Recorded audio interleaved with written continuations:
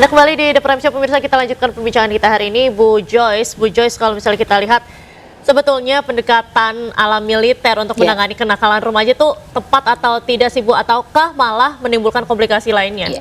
Singkat saja. Perlu dipahami, tidak ada satu cara atau mekanisme apapun yang cocok untuk setiap orang dalam menyelesaikan masalah. Jadi kalau bagi saya secara psikologis, setiap anak itu perlu dilihat, assessment lah istilahnya ya, diukur, lalu dipahami latar belakang penyimpangan perilakunya apa. Dari situ ditentukan bentuk penanganannya, treatmentnya seperti apa. Mungkin ada yang cukup induksi atau sosialisasi di sekolah ya, atau tadi bimbingan berkala dari guru atau pihak-pihak tertentu. Tapi ada yang memang perlu didisiplinkan tanda kutip dengan cara yang lebih tegas. Nah, ini dibicarakan lebih lanjut dari hasil pengukuran atau asesmen tadi. Nah, perlu pentingnya juga bahwa orang tua harus dilibatkan. Karena sumber penyimpangan itu berawal dari keluarga pastinya. Nah, orang tua mesti mengerti kenapa anaknya menyimpang perilakunya. Apakah ada pola perilaku yang salah di dalam keluarga atau pola-pola konsekuensi. Saya selalu mengatakan begini, hindari kata hukuman. Hukuman bagi remaja itu akan ditolak karena mereka dalam fase menentang. Tapi kita boleh pakai kata konsekuensi. Karena konsekuensi itu identik dengan tantangan. Nah, di usia remaja dia sangat mau menantang apapun gitu. Jadi kalau kita katakan bahwa dengan perilaku A ada konsekuensinya, maka dia berpikir dua kali. Tapi kalau perilaku A ada hukumannya, dia akan coba untuk melawan itu. Nah, ini bentuk-bentuk komunikasi juga yang perlu dipahami orang tua, para pendidik, dan juga orang-orang yang ada di sekitar para remaja itu. Baik, terima kasih Bu Joyce. Saya mau ke Pak Ubaid, jadi intinya singkat saja Pak, setuju atau tidak sama kalau ini diterapkan? Ya, sangat tidak setuju ya, karena ini dari sudut pandang manapun tidak bisa dibenarkan gitu ya.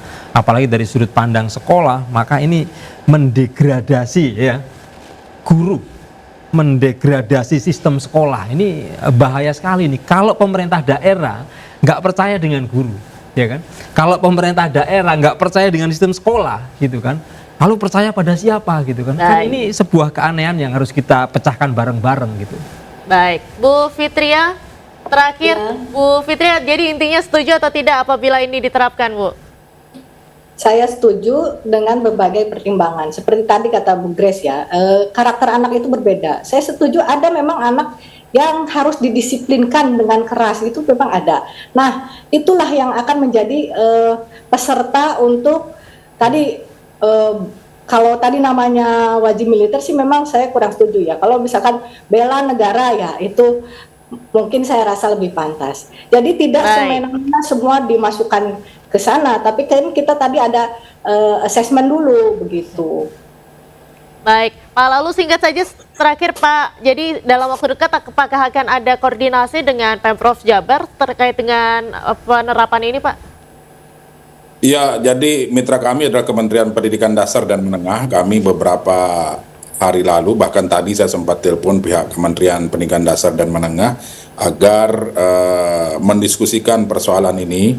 Ini tidak bisa dibiarkan berlarut-larut. Kemudian kalaupun misalnya mau dilaksanakan ya jangan terburu-buru, jangan tergesa-gesa. Kaji dulu, ajak bicara, ajak diskusi semua pemangku pendidikan. Kalau untuk mengundang Kang Deddy mungkin karena gubernur bukan mitra kami di Komisi 10 ya tentu kita belum sampai dengan saat ini. Tetapi kalau untuk komunikasi dengan Kementerian Pendidikan Dasar dan Menengah ya tentu setiap hari kami lakukan hal itu. Dan dari pihak kementerian kemungkinan akan berkomunikasi juga dengan pemerintah Provinsi Jawa Barat. Agar jangan sampai anak-anak bangsa kita yang hari ini masih di bangku SMA hanya dengan gara-gara kebijakan ini yang belum jelas juklak juknis pelaksanaannya, mereka malah tertinggal di mata pelajaran, apakah itu 6 bulan atau 1 tahun. Nah, jangan sampai itu terjadi. Baik, terima kasih Pak Lalu, terima kasih Bapak Ibu sudah bergabung bersama dengan The Prime Show malam hari ini. Dan pemirsa, demikianlah The Prime Show malam ini. Saya Diandra Mukni mewakili seluruh kerabat kerja yang bertugas pamit undur diri. Terima kasih, sampai jumpa.